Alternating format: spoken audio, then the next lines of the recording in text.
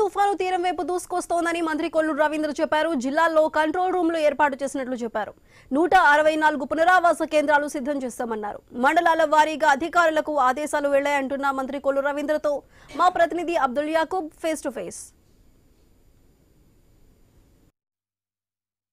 తుఫాన్ మచిలీపట్నం వైపు దూసుకొస్తుంది. ఈ నేపథ్యంలో మంత్రి కొల్లు రవీంద్ర కూడా ఎక్కడికక్కడ సమీక్షలు చేస్తున్నారు. అదేవిధంగా గ్రౌండ్ లెవెల్లోకి వెళ్ళి అక్కడ పరిస్థితులను కూడా ఇప్పటికే చూసి వచ్చిన పరిస్థితి. ప్రస్తుతం మంత్రి కొల్లు రవీంద్ర గారు మనతో పాటు ఉన్నారు. సార్, ఏంటి సార్, మచిలీపట్నం వైపే ఇప్పుడు మోదా తుఫాన్ వస్తున్న నేపథ్యంలో ఎటువంటి చర్యలు చేపట్టారు? సాయంత్రానికల్లా మచిలీపట్నం కాకినాడ మచిలీపట్నం మధ్య ఎక్కడికైనా వచ్చే అవకాశం ఉంది, ఎలా చూస్తారు? తుఫాన్ అల్పపీడనంగా స్టార్ట్ అయింది. అల్పపీడనంగా స్టార్ట్ అయ్యి అది వాయుగుండంగా మారి ఇప్పుడు తీవ్రమైనటువంటి తుఫాన్గా మారింది. దాదాపు 3 రోజులుగా కూడా దీని ప్రభావం వల్ల వర్షాలు పడుతూ ఉన్నాయి. దాదాపు నెల్లూరు నుంచి శ్రీకాకుళం వరకు కూడా సాధారణ నుంచి మ్యాక్సిమం కూడా వర్షాలు పడుతూ వచ్చినాయి. అతి భారీ వర్షాలు కూడా పడినాయి. మరి ఇప్పటి వరకు కృష్ణా జిల్లాలో 38 మిల్లీమీటర్ల వర్షం పడింది. అయితే గౌరవ ముఖ్యమంత్రి చంద్రబాబు నాయుడు గారు ఆదేశాలతో జిల్లాల వారీగా కంట్రోల్ రూమ్స్ ఏర్పాటు చేశారు.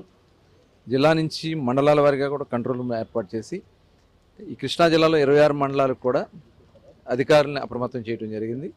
ముఖ్యంగా తీర ప్రాంతంలో ఎఫెక్ట్ అయ్యే ఎవరైతే ఫ్యామిలీస్ ఉంటాయో దగ్గర 16,000 మంది దీంట్లో ఎఫెక్ట్ అయ్యేదానికి అవకాశం వస్తుంది. ఆల్రెడీ 125 క్యాంప్స్ పెట్టడం జరిగింది. 125 క్యాంప్స్లో దగ్గర 6,500 దగ్గర ఆ క్యాంప్స్కి కూడా వాళ్ళందరూ తీసుకెళ్ళడం, వాళ్ళకి ఫుడ్, తర్వాత మెడిసిన్స్ కానీ వాళ్ళకి కావాల్సినవన్నీ కూడా అక్కడ ఏర్పాటు చేయడం కూడా జరుగుతుంది. అట్లాగే ఏదన్నా రోడ్లన్నా ఏదైనా కూడా ఇమీడియట్గా క్లియర్ చేయడానికి కానీ, చెట్లు ఏదైనా పడిపోయినా క్లియర్ చేయడానికి కానీ R&B, అదేవిధంగా ఇరిగేషన్, మరి పోలీస్, రెవెన్యూ, ఎలక్ట్రికల్ అన్ని డిపార్ట్మెంట్స్ కూడా సమన్వయంతో ముందుకెళ్తా ఉన్నారు. మండలాల వారీగా టీమ్స్ని కూడా ఏర్పాటు చేయడం జరిగింది. మరి ప్రజలను కూడా ఎప్పటికప్పుడు వాళ్ళకి సమాచారం ఇస్తూ, ఎందుకంటే దాదాపు 100 కిలోమీటర్ల వేగంతో గాలి వీసేదానికి అవకాశం ఉంది. ప్లస్ వర్షం కూడా మరి పెద్ద ఎత్తున పడేదానికి అవకాశం ఉంది. కాబట్టి సురక్షిత ప్రాంతాల్లో వాళ్ళు చేర్చడానికి కావాల్సినటువంటి అన్ని చర్యలు కూడా తీసుకోవడమే కాకుండా ప్రజలను కూడా అప్రమత్తం చేస్తూ ఉన్నాం. ఎట్టి పరిస్థితుల్లో కూడా ప్రజలను కూడా కోరేది ఎవరు కూడా బయట తిరగొద్దు. అట్లాగే ఇళ్ళు కూడా ఏమైనా డ్యామేజ్ అయ్యే ఇళ్ళు కానీ, లేదంటే ఎక్కడన్నా గోడలు పడిపోయేదానికి అవకాశం ఉంది, నాని ఉంటాయి. కాబట్టి ఆ ప్రాబ్లం వల్ల కూడా ప్రాణ నష్టం జరిగేదానికి అవకాశం వస్తుంది. కాబట్టి వాళ్ళందరినీ కూడా సురక్షిత ప్రాంతాలకు వెళ్ళమని చెప్పి కోరుతా ఉన్నాం. అదే కాకుండా రిలీఫ్ క్యాంప్స్ కూడా ఉన్నాయి. ఇంకేదైనా ఫర్దర్ సపోర్ట్ కావాలని కూడా ప్రభుత్వం అధికారులు సిద్ధంగా ఉన్నారు. సముద్రం వెంబట 8వ ప్రమాద హెచ్చరిక జారీ చేశారు. మీకు తెలిసి సుమారుగా ఒక 20 ఏళ్ల కిందట మచిలీపట్నంలో ఆ ప్రమాద హెచ్చరిక జారీ చేసిన తర్వాత మళ్ళీ ఇప్పుడే జారీ చేశారు. అంతటి భయానకరమైన వాతావరణం ఈరోజు ఉంది. దానికి సంబంధించి ఎటువంటి అంటే పూర్తి స్థాయిలో ఇప్పుడు మీరు చెప్పినట్టుగా అన్నీ ఏర్పాట్లు చేశారు. కానీ ఒకేసారి అది ఏ రూపంగా వస్తుందో కూడా తెలియదు. దానికి సంబంధించి ఎటువంటి జాగ్రత్తలు తీసుకుంటారు? అదే ఇప్పుడు అందుకనే తీర ప్రాంతంలో మెయిన్ ఏంటంటే తీర ప్రాంతాల్లో ఈ ప్రాబ్లం ఉంటుంది. మిగతా కూడా దాని ప్రభావం వల్ల, గాలుల వల్ల కానీ, వర్షం వల్ల కానీ పైన ఉన్నటువంటి ల్యాండ్స్ మీద ఎఫెక్ట్ ఉంటుంది.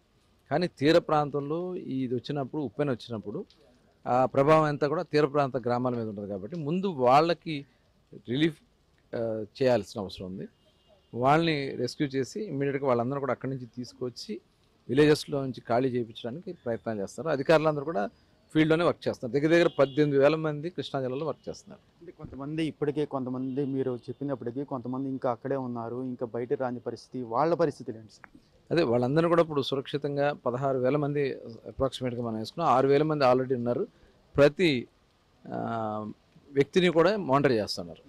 వాళ్ళు అక్కడైనా సేఫ్ ప్లేసెస్లో ఉన్నారా, లేకపోతే ఎక్కడైనా రిస్క్ ప్లేసెస్లో ఉన్నారా, ఏజ్డ్ పర్సన్స్ ఉన్నారా, ఇవన్నీ కూడా వాళ్ళు అక్కడ వెరిఫై చేసుకుని వాళ్ళందరినీ కూడా సేఫ్ చేసేదానికోసం అన్ని ఆలోచనలు చేస్తాం. గతంలో కూడా మీకు అనుభవం ఉంది. వైజాగ్ తిత్లీ కానివ్వండి, ఇవన్నీ అప్పుడు కూడా చాలా భయంకరమైన తుఫాన్ కూడా వచ్చిన పరిస్థితి. ఆ అనుభవంతో ఇప్పుడు ఇక్కడ ఒక పక్కన మనుషులే కానివ్వండి, మరో పక్కన మూగజీవాలు కూడా, ఆవులు, గేదెలు, ఇవి కూడా ఎక్కడ ప్రాణ నష్టం లేకుండా జరిగేందుకు ఎటువంటి అదే ముందు ప్రాణ నష్టం జరగకూడదు. ముఖ్యమంత్రి గారు కూడా ఆదేశించడం జరిగింది. అందుకని వాళ్ళందరినీ కూడా తీసుకొచ్చి రిలీఫ్ క్యాంప్స్లో పెడుతున్నాం. అలాగే పశువులు ఇవన్నీ కూడా వాటిని కూడా ఎక్కడెక్కడ సేఫ్ గార్డ్ చేయాలో అనేది అధికారులందరూ కూడా దాని మీద మానిటర్ చేస్తూ ఉన్నారు. ఎట్టి పరిస్థితుల్లో కూడా ఎక్కడ కూడా ప్రాణహాని జరగకుండా అన్ని చర్యలు తీసుకున్నాం.